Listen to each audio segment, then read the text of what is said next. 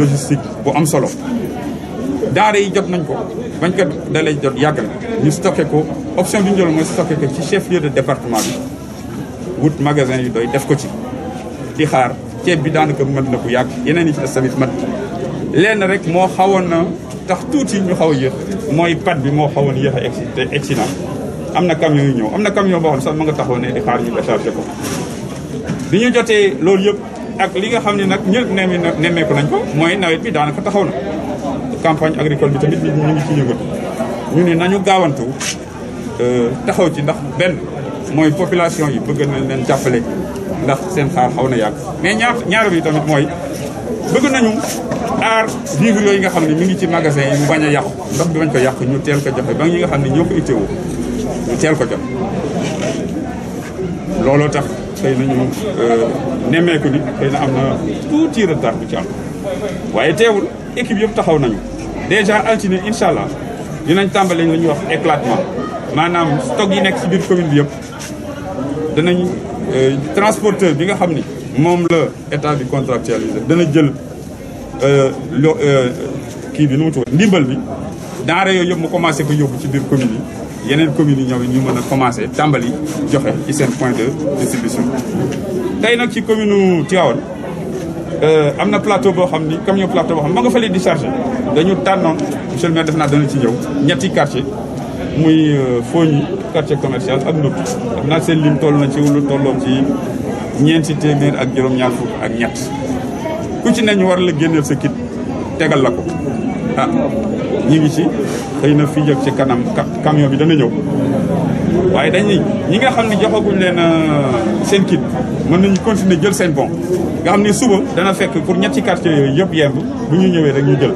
waaye nag li nga xam ne moo nu ittiloon tey ñu gën ko bëgg def pour yeewi nit ñi ndax yàgg nañ fi mooy lancement bi ñu ñëw ni nañu tànn lu tolloog ci fanweer ak ñett ñoo xam ne mën nañ leen jox léegi seen i kit ñoom ñu dem ñi ci des du dañ leen bañ a jox ñëpp gis nañ ni yëpp a ngi fi du dara plateau bi camion bi la ñu xaar mu indi yëpp ñu organiser ko parce que lu mel nii tamit dafa laaj logistique gouvernement ko doon wax tey bésu dimanche la nga dajale ay manœuvre ñu ngi ji di liggéey yooyu yëpp bés bu loolu dajee daan leen ko jox li ci des nag am na planning programmation boo xam ne xëy na moom monsieur le maire dana ci ñëw pour yeneen quartier yi ak su fekkee dafa am yeneen point de distribution yu ñuy jël pour ñu jox ko ménage yi vraiment ñu mun ci dimbali ko yokk seen taxawaay ak seen kaaraange ci wàllu feebar bi ndaxte mbas bi gis nañ ni fi mu nekk nii naam am nañu ciy wér ak ñu ci mais lim bi ñi ci am ñu gën di yokk et kon dañuy dellu ñaaxaat askan wi ci li ñuy tuddee geste barrière ñu gën ci taxaw ndaxte ñu ngi jàpp ni am na bàyyi di ko bu am et ca loolu ñu ci taxawee mooy ku nekk di takk sa masque ñu bàyyi daje yi n'est-ce pas saafonte bu bëri bi fépp fu ñuy taxaw ñu resté distanciation sociale bi n'est-ce pas wax naa bàyyi saafonte bi képp ki nga xam da ngay tissu yi wala ngay saxat nga def ko ci mouchoir bu set wala nga utiliser le produit gudd waaw ci conc ni fii pour fexe bañ a wàll keneen mais surtout aussi ñuy jëfandikoo toujours alcool gel ak di raxasu ba mu set ñu jàpp ni loolu bu ñu ko defee et yàlla suñu borom mën nañu dimbale ba mbas. maa ngi nuyu préfet nuyu les élus fi toog honorable Mariama Ndiaye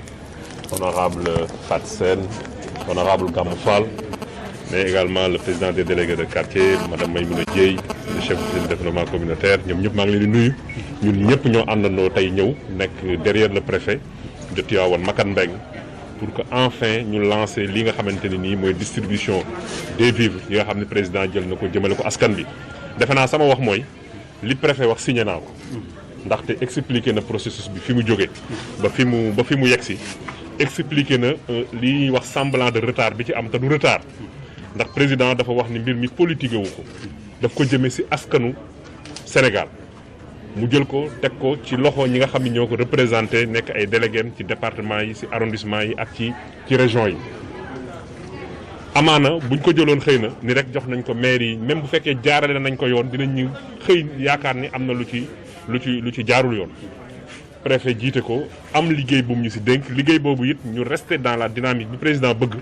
mooy ñu bañ ko politiser gannaaw bi ñu mettre le comité communal bi nga xamante ni émanation la ci comité départemental ñu def les comités locaux délégués de quartier yi jiital ko ku si nekk dem sa quartier yaa gën a xam réalité yi ni ko préfet waxee jël ña fa gën a néew doole ñu bind leen ba ñu toll ci bu ñu boolee RNU bi ak extension Covid bi ci 4 ak téeméer ak fukk ak ñeent muy 414 ménages. loolu nag bañ si jógee aussi taxul rek ñu ñëw rek ñu ni ñii la nañ leen jox dañu ñëwaat préfet utaat ay vérificateurs ñooñu delluwaat sur le terrain xool conformité li nga xamante ne nii moom lañ indi ak li am sur le terrain. ñëwaat dans le comité communal ñu saytu ko waxtaan ci d'accord li nekkoon ay doublons ci RNU yi yëpp dindi nañ ko mais tey jii yàgg na waaye liñ ci bëggoon am nañ ko ci mooy jaar na yoon transparent na bépp population boo xamante ni nii tey jii waroon nga bénéficier wu ci mbir mi bénéficier wu bi loolu amee nag dara desatu ci lu dul ñu séddale mais mbir mi préfet wax na leen dayoo bi ni mu toll ak li mu laajoon ci ay effort pour ñu def ko pour mbir mi jaar yoon moo indi ba léegi nii mënuñu woon a tàmbali waaye monsieur le préfet je pense que c'est l'occasion la gannaaw bi nga santé les élus là nga xamante ni depuis le début ñi ngi ci mais aussi man ak yow mi nga xam ne ñu ngi doon jokkoo ak le ministre Mansour Faye xam nañ yitte bi mu def ci Tivaouane nii nañu fexe ba Tivaouane ñu démarrer le plus rapidement possible mais su ko waxoon nag te préfet def su yitte yi tey jii duñu toll fii donc ñun aussi si turu population yi ñu ngi remercier monsieur le préfet xam naa effort yi mu def pour que tey jii dimanche bi ñu mën ko tàmbali. li ci am solo rek mooy ku gis lii xam ni am na solo ci population yi valeur bi valeur de 66 000 par ménage la ñaari saaku ceeb fukki litre diwlin fukki kilo suukar fukki saabu ak juróom-ñett ak pâte alimentaire 10 kilos am na famille yoo xam mën nañ ci dund weer am na ñoo xam ne mën nañ ci dund ñaari weer li ci des nag. ni mu ko waxee lépp ci wàllu organisation rek moo ci des ndax lépp yemb na tey jii dinañ fexe ñi ñëw ñëpp ñu am seen bon ñi jot a jël bu ëllëgee nga xam da ngay ñëw rek jubal si fekk lépp maa ngi dégg sànq muy wax ñi muy liggéeyal ngeen xaar leen ngeen liggéey guddi gi parce que dañu bëgg population yi bu ñëwee ñu yombalal leen ko ñu duggee benn bunt génn benn bunt jël li ñuy jël dem soo gisee ñu tàmbalee fii nag ciblé wuñu quartier dañu ciblé lieu bi mooy fii moo gën a central ceeb bi fi lañ ko stocké moo gën a jege biñ ko ciblé nag ñu xool quartier yi mu polarisé muy Fogny Ndut ak Ascom ñoom ñu wax leen ñu ñëw jël si ko fii mais quartier yëpp la ñu yemale ci biir Tivaouane te incha allahu taala ni mu ko waxee à partir de gannaaw suba quartier yëpp incha allah dinañ mën a commencé jël seen vivre ni ñu ko bëggee woon. enfin def naa mbir moo xam ne ni teew na desul lu dul jël ñu ngi leen di massaw quand même depuis lors am na ñoo xam yàgg nañ ci suba ak tey ñu ngi leen di massawu ci xaar bi waaye bëgg rek lépp baax moom moo waral lool. ñun nag suñu rôle mooy effectivement nekk gannaaw préfet jàppale ko ci liggéey bi gis nga tey jël nañ ñoom ay manœuvres yoo xamante ni dañ leen mettre gratuitement à disposition ndax ku jël si nag yow rek yaay dugg mais il faut am ñu la ko génneel ba ci biti ñooñu ñu ngi fi di ñu jàppale ñu ñaan rek ñu ko tàmbalee ñu eggalee ko bu ak alhamdulilah rabbil alamin